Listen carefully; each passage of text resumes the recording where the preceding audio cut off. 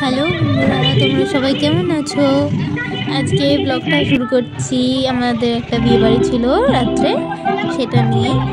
দেখো, বিয়ে বাড়িতে আমরা ঢুকে গেছি আর প্রথমেই আমাদের দুজন খুব প্রিয় মানুষের সঙ্গে দেখা হয়ে গেল। এবার বিয়ের যে জায়গাটায় বউ বসানোর জায়গাটা কি সুন্দর সাজিয়েছে, বা যেখানে বিয়ে হচ্ছে সে জায়গাটা খুব সুন্দর সাজিয়েছে। ওই দেখো, বর বসে রয়েছে। ডেকোরেশনটা সত্যি খুব সুন্দর ছিল। বিয়ের স্টার্টার কাউন্টারগুলো খুব সুন্দর করে সাজানো ছিল। এবার আমরা লজে খেতে বসে পড়লাম। লজটা প্রচণ্ড বড় ছিল আর 800 লোকজন, তার জন্য বুঝতেই পারছো তাড়াহুড়ো ছিল খাওয়া দাওয়ার। এই হলো মেনু কার্ড।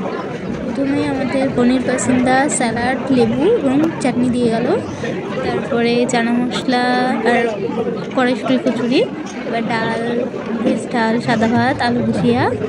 এবার দিল কাতলা মাছের ভাপা। মাছটা সত্যি খুব সুন্দর ছিল, রান্নাগুলো ভালো হয়েছিল। এবার দিল ফ্রাইড রাইস, আর তারপরে আমাদের সরষে ডাবা আর মটন কষা দিয়ে গেল। প্রথমে আমাকে 3 পিস মটন দিয়েছিল আর 1 পিস চর্বি দিয়েছিল। একটু শক্ত ছিল, আর একটু নরম হলে ভালো হতো। তারপরে প্রথমবার নেওয়ার পরে আমি আরেকবার নিয়েছিলাম, তখন আমাকে 5-6 পিস মতো দিয়ে গেছিলো। দেখতেই পাচ্ছ, পুরো ঢেলে দিয়ে গেছে। খাওয়া হয়ে গেলে আমরা পানির স্টলে গেছিলাম। চাটনি পাঁপড় আমি নিইনি। পানির স্টল থেকে একটা মিঠা পান নিয়েছিলাম। সত্যি পানটা আমার খুব ভালো লাগে খেতে। মিঠা পান নেওয়ার পরে আমরা কোল্ড ড্রিঙ্কস নিতে নিচে গিয়েছিলাম। কেউ বলছে কোল্ড ড্রিঙ্কস, আবার কেউ বলছে ফ্রুট বিয়ার, জানি না।